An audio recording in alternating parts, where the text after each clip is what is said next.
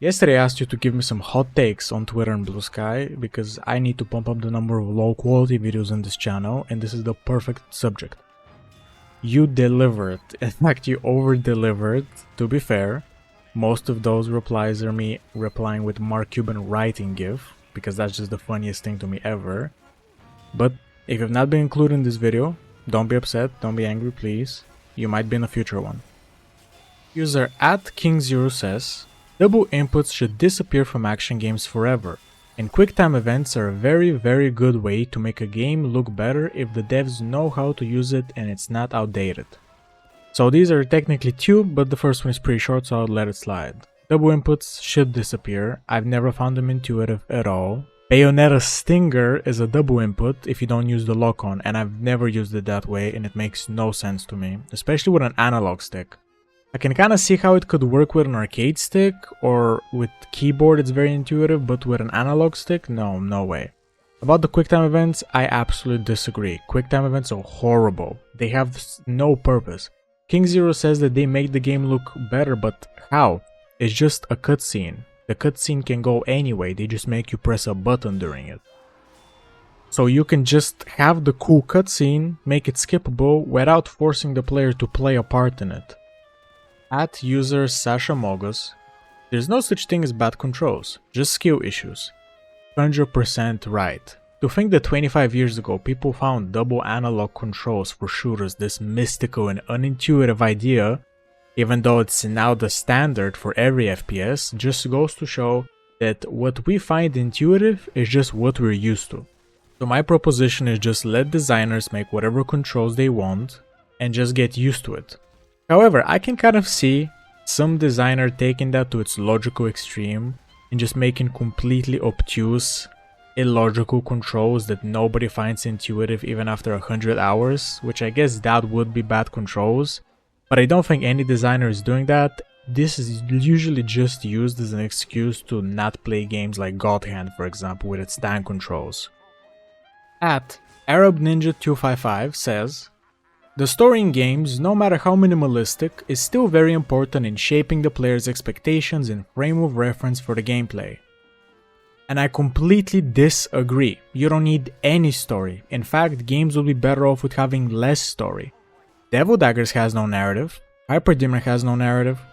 A lot of really amazing games have no story to speak of. It's not just minimalistic, it's non-existent. I think what Arab Ninja might be referring to here is framing. Framing would be how a game looks, how it plays, how it sounds, all of that. But definitely not a narrative. It has nothing to do with story. @ShippySugar says, AA games are the only ones worth being invested in nowadays. Indies are the same tired rogues, and AAA is either Souls-like, easy peasy garbage, or just actually shit. I think this is a really interesting reply, because it goes a little too far in one direction to where I can't really agree. So obviously AAA is completely lost cause, there's almost nothing amazing to be found there. It's a barren wasteland of laid out tropes. But indie, while there's a lot of really derivative roguelikes coming out constantly, there's just a lot of indie games coming out all the time, every second. And statistically there's bound to be greatness everywhere.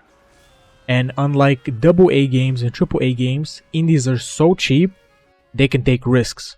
Now, developers don't often take risks because after all, they want to make some money. But just saying, if an indie developer wants to make something innovative and really risky, they have the least barriers to pass. And AA games, while they're a great wildcard and there's like a lot of really interesting, innovative ideas coming out of AA games from time to time, I think them being this pool of creativity and this pool of great games that we need to keep an eye out for is kind of a myth.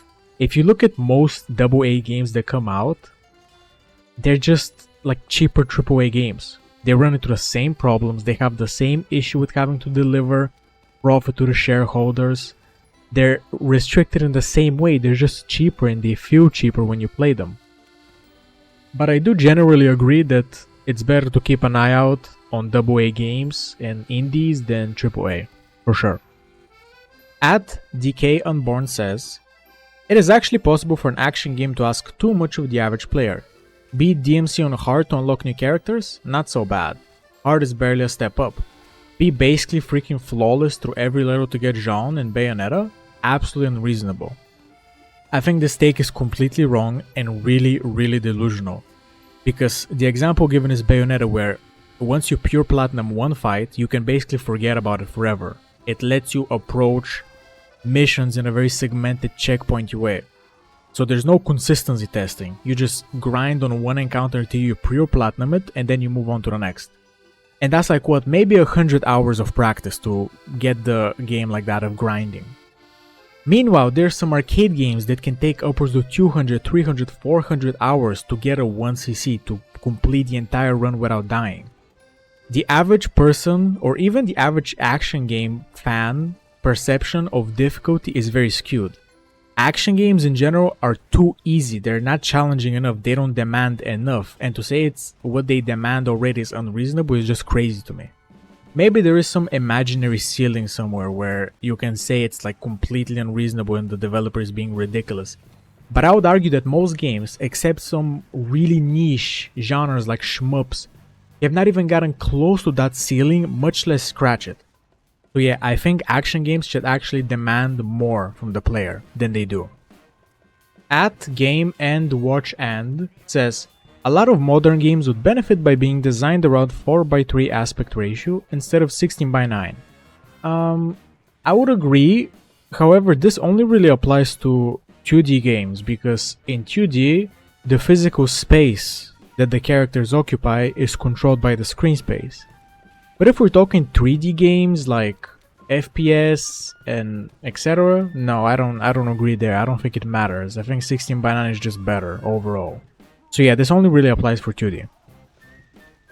At Crazy Arcadia says, Resident Evil 4 style dynamic difficulty is good for first time normal playthrough. Hard should then be static difficulty experiences since you choose them specifically. I completely disagree with this. I hate dynamic difficulty from the bottom of my core, and especially how it is handled in Resident Evil 4. So for those that don't know, on normal in Resident Evil 4, if you're missing shots, it's gonna give you more ammo, for example. I hate that. Difficulty should never be made easier because I'm doing bad. Difficulty should be static and something that I can predict and then overcome.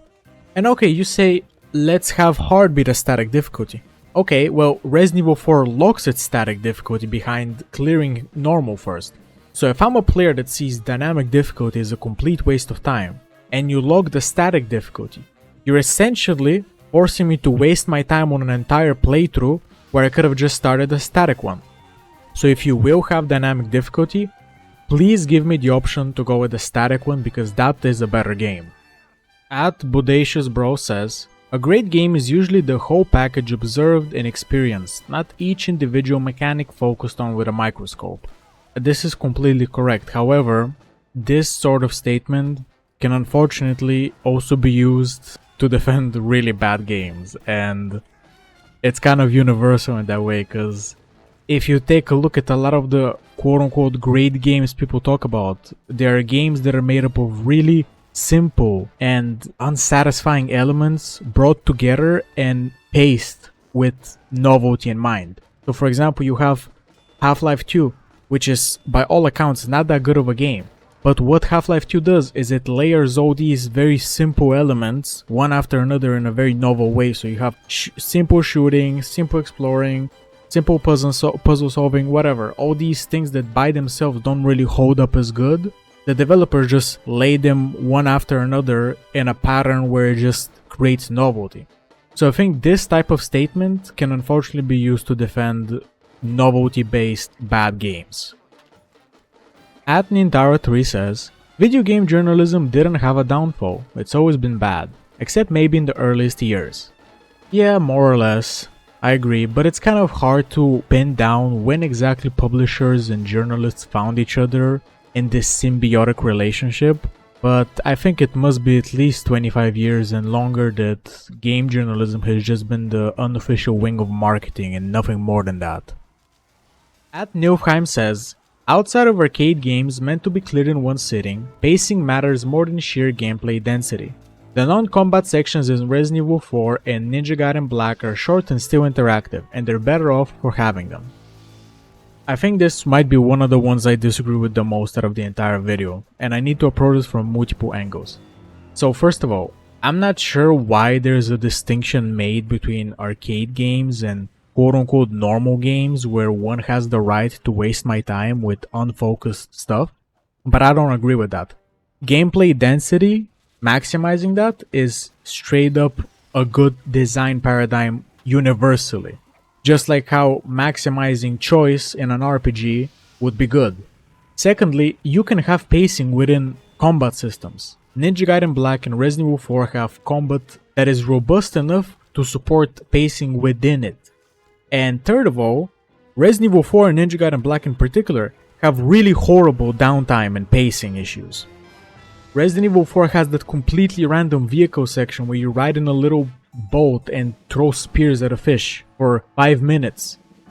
And Ninja Gaiden Black makes you move little platforms after you fought Doku to get to the next section. It's really stupid and they're really bad, and the games absolutely do suffer from them, and they're not better off for having them.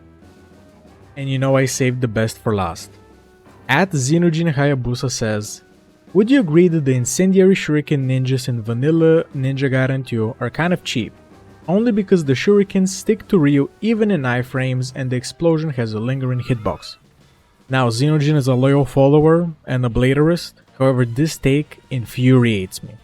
Let me put it this way, Ninja Gaiden 2 is all about getting iframes and staying in iframes. That's the whole dynamic. The complexity comes from finding those iframes in the battle. The incendiary shuriken being able to stick to you in iframes is one of the only things that makes them be able to keep up with Ryu. Because you can chain ultimate techniques, I made a whole video on that. And the incendiary shuriken ninjas are the only ones that can keep up because those shurikens stick to you in iframes. So it punishes players who cannot chain correctly, which is good. About the lingering hitboxes, who cares? It's just a hitbox, get used to it. Nothing about it is cheap. I have a lot of criticisms about Ninja Gaiden 2, but the incendiary shuriken ninjas are one of the most perfect things about that game, and changing them in any way except making them more difficult would be a downgrade. That was it for today. Please don't get angry at anybody included in this video. I asked for these takes and it was all for the sake of discussion. Have a good night, have a good day, until next time.